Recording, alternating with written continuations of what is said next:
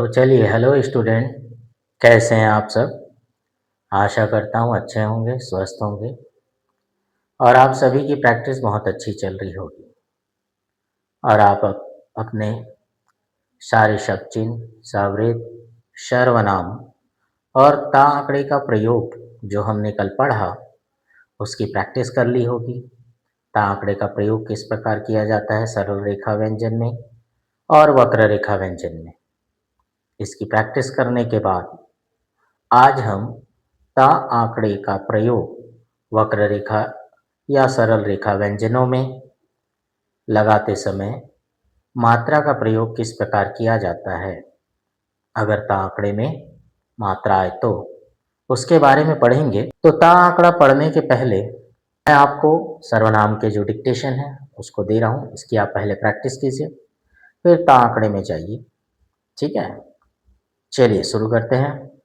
Ready, start.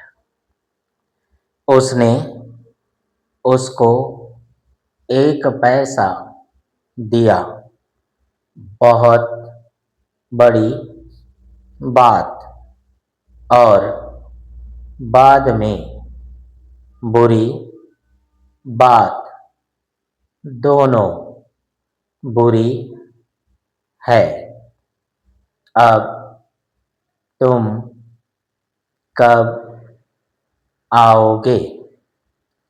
जिस तरह भी हो उनको साथ लेकर अति तेजी से आना।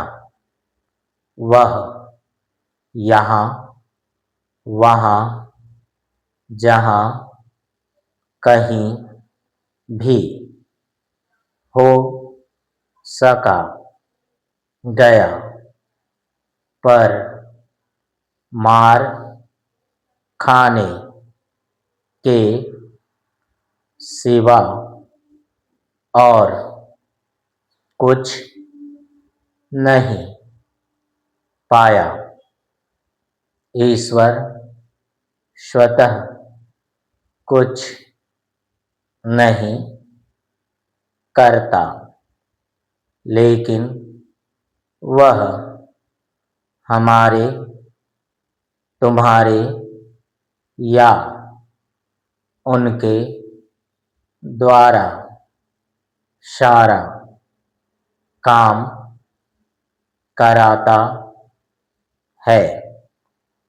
यदि तुम चाहो तो 1 अथवा 2 अमरूद खा सकते हो।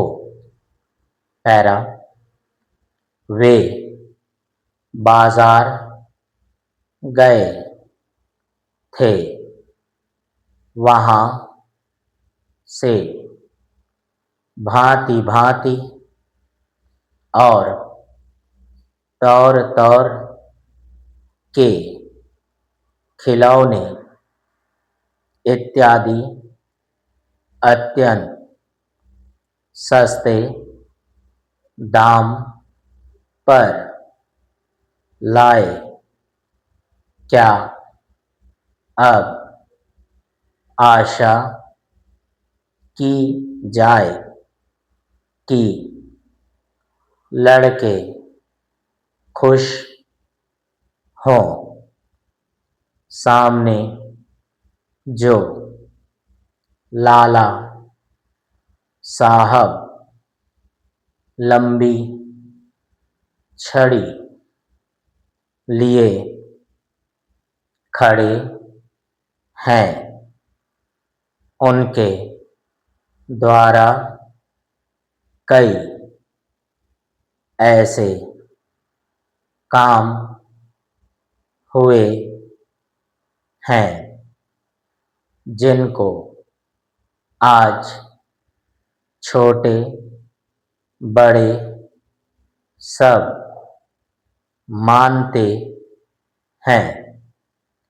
अतः पहले उनकी बात और बाद में उनके साथी की बात मानी जाती है।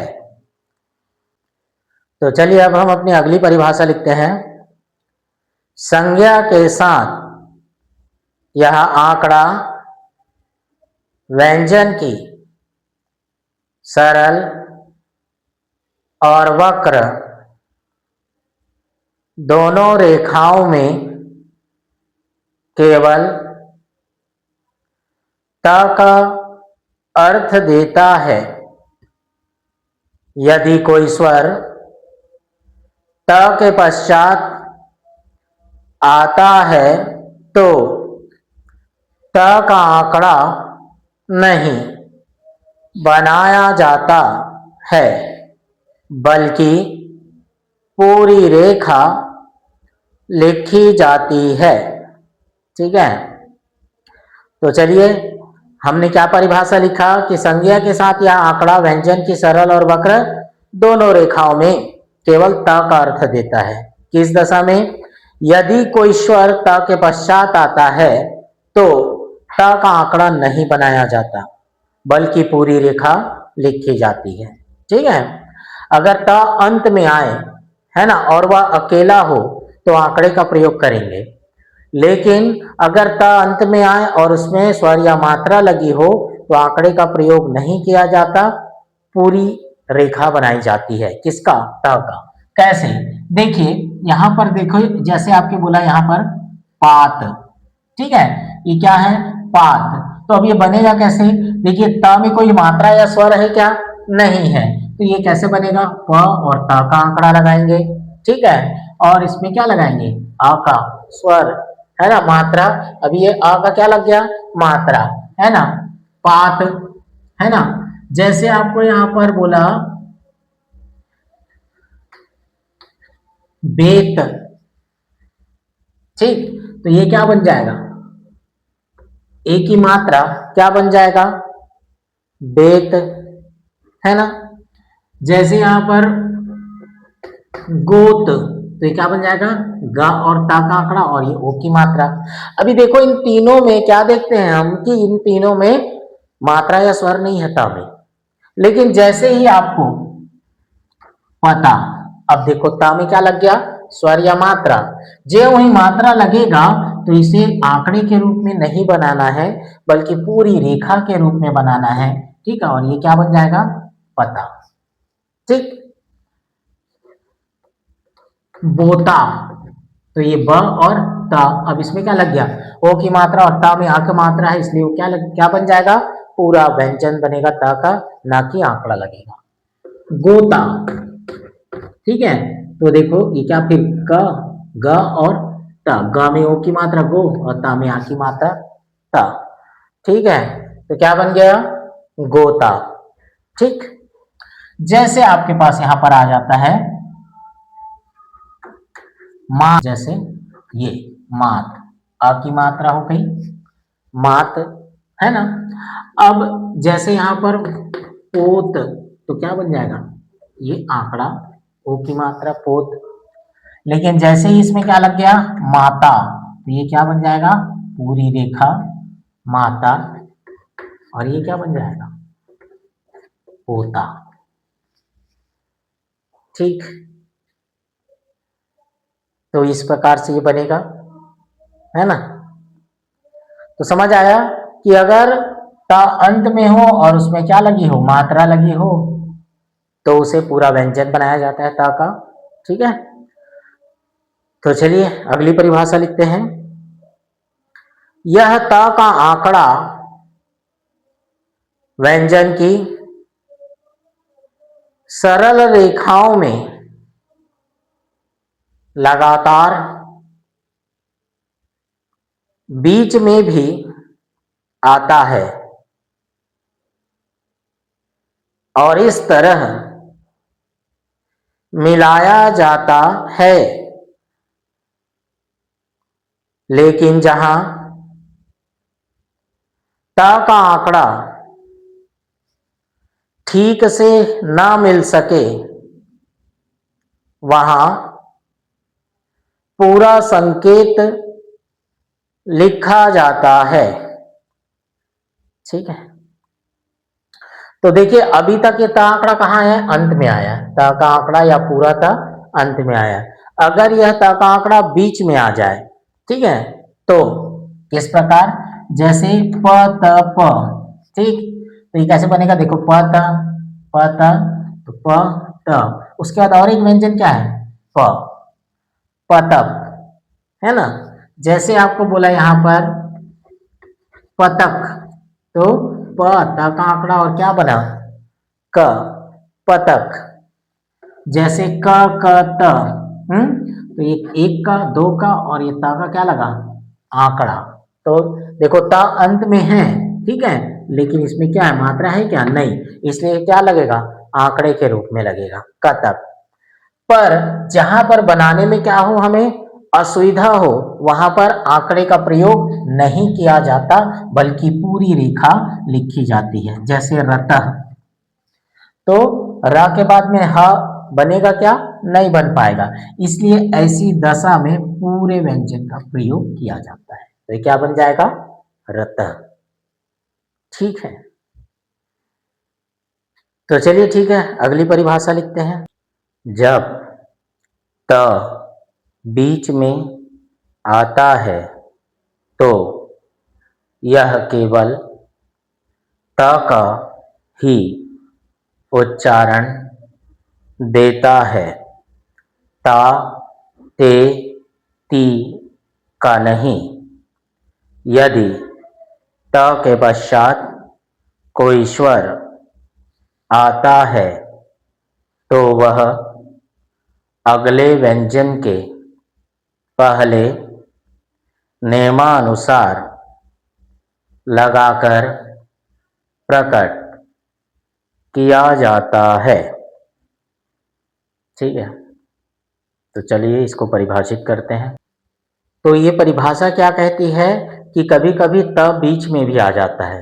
बीच में जब आए और उसमें स्वर या मात्रा लगी हो तो वह त, ते, ती नहीं कहलाता, केवल क्रिया शब्द में कहलाता है ना।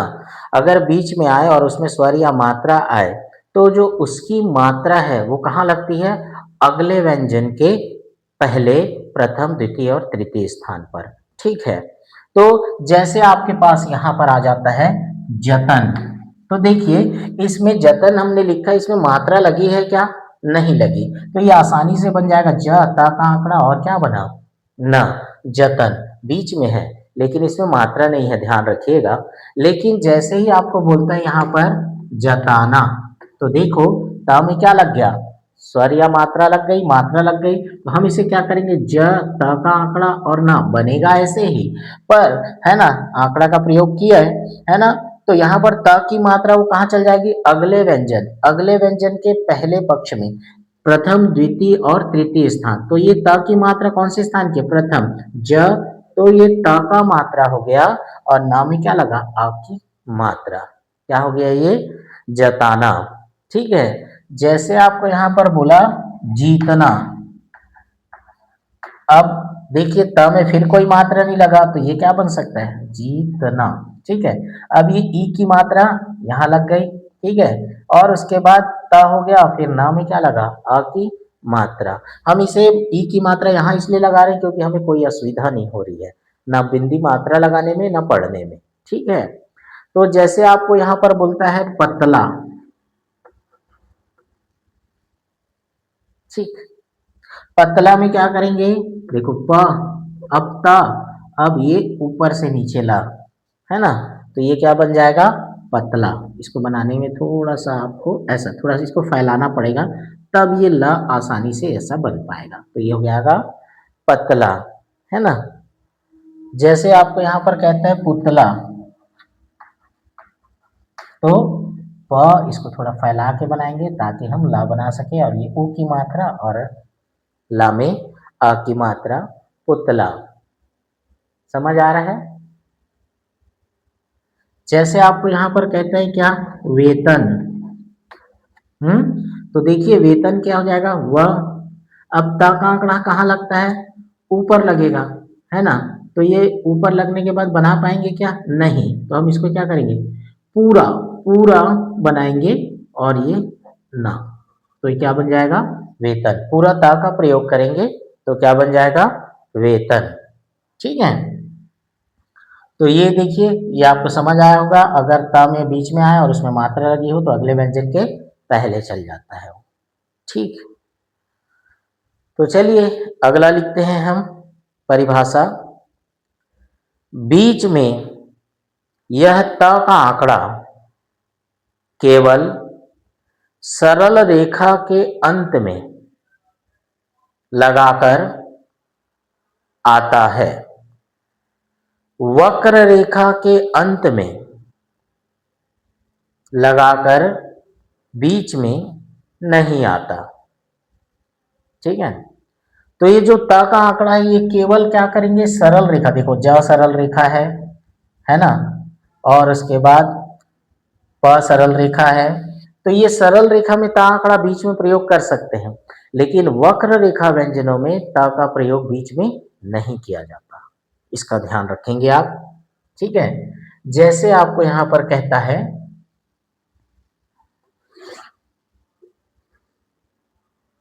जैसे हमने यहां क्या बनाया? पताका। ठीक है, तो देखो ये क्या बन गया? प ताका। तो ये प क्या है? सरल रेखा, इसलिए हम बीच में प्रयोग कर दिए। अब ता की मात्रा अगले व्यंजन के पहले और का में आ की मात्रा ये लग गई, है ना? लेकिन जैसे ही आपको क्या कहता है? नतीजा। ठीक, अब नतीजा में देखिए ना क्या है? वक्र रेखा। तो हमने अभी जो परिभाषा लिखा उसके हिसाब से अगर वक्र रेखा हो और उसके बाद ता का आंकड़ा आए या ता व्यंजन आए तो उसे आंकड़े के रूप में ना बना करके, आंकड़े के रूप में ना बना करके पूरी रेखा के रूप में बनाया जाता है। ठीक है, मतलब ता आंकड़े का प्रयोग वक्र रेखा व्यंजन में प्रयोग नहीं किया जाता। ठीक है, तो ये क्या बन जाएगा? न, ये ती और जा में आ की मात्रा, तो क्या बन जाएगा? नतीजा। ठीक, अगली क्लास में हम शब्द चिन्ह, जो ता आंकड़े के शब्द चिन्ह है उसे पढ़ेंगे, उसे जानेंगे और उसके जो डिक्टेशन है उसकी प्रैक्टिस करेंगे। ठीक है, तो चलिए आज की क्लास हम यहीं समाप्त करते हैं। आशा करता हूँ आपको ता आंकड़े का प्रयोग किस प्रकार, कैसे और कहाँ किया जाता है इसके बारे में आपको अच्छी तरह जानकारी हो गई होगी। तो इसका आप प्रयोग कीजिए, इन सारे शब्दों को भी आप लिख करके देखिएगा, एक एक पेज, दो दो पेज प्रैक्टिस कीजिएगा और अन्य शब्दों में भी बनाइएगा। ठीक है, तो चलिए ठीक है, आज की क्लास हम यहीं समाप्त करते हैं, मिलते हैं अगली क्लास में।